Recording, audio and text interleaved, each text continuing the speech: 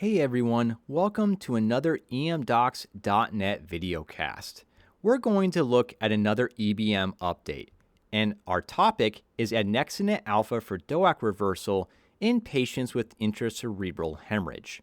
Our paper is ANNEXA-1, annexin for factor Xa inhibitor associated acute intracerebral hemorrhage, published in the New England Journal of Medicine, May 2024.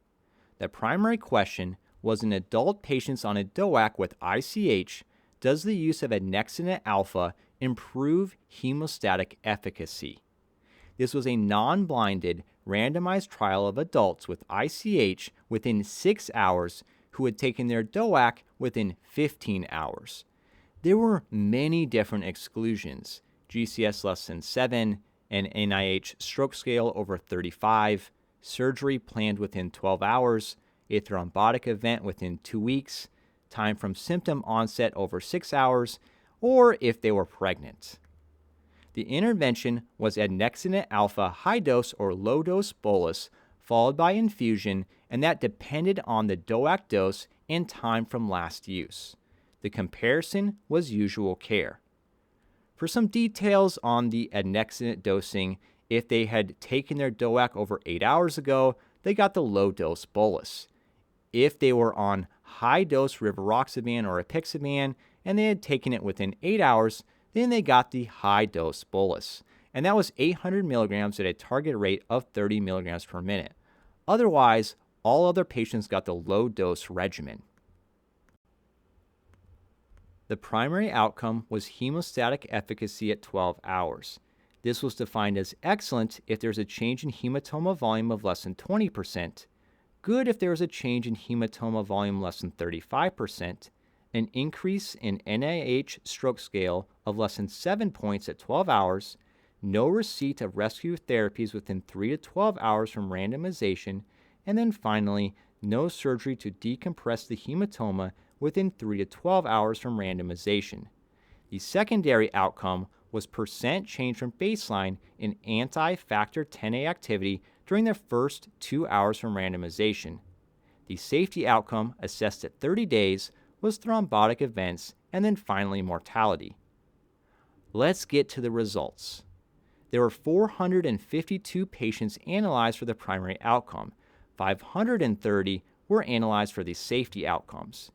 85% of patients in the usual care arm received 4-factor PCC. 78% of patients in the annexin arm received a low-dose regimen.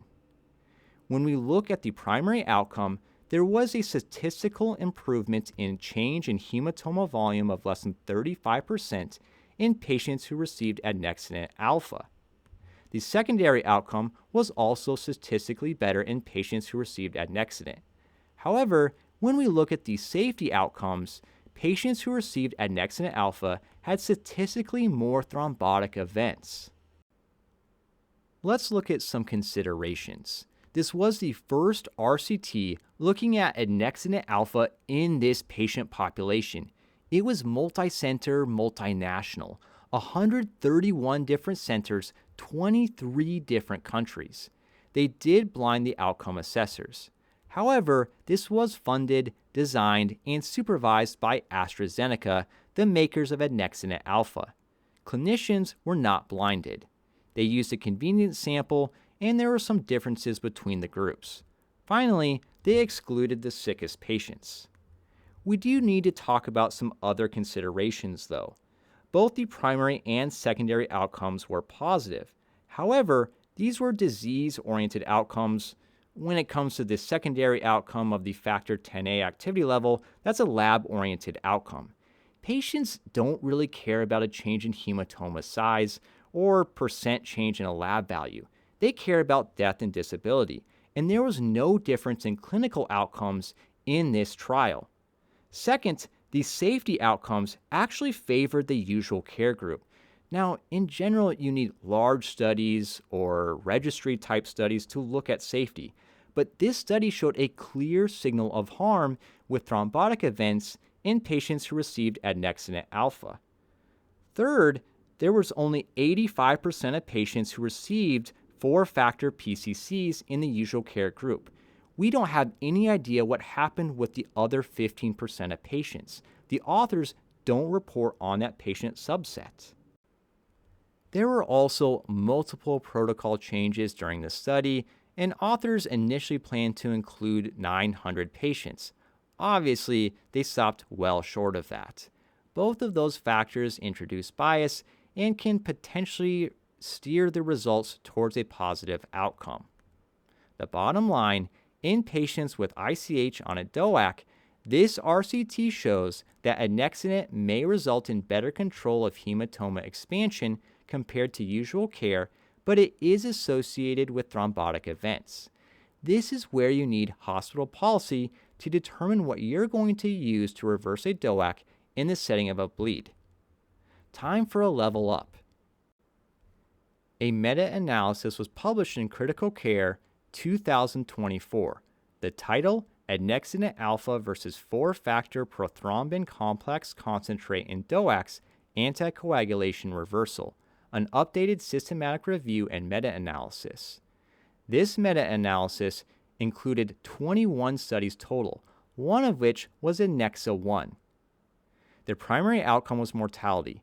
No difference between annexinate alpha versus 4-factor PCC. However, the controlled studies found greater thromboembolic events in patients who received annexinate alpha. So what do our guidelines say?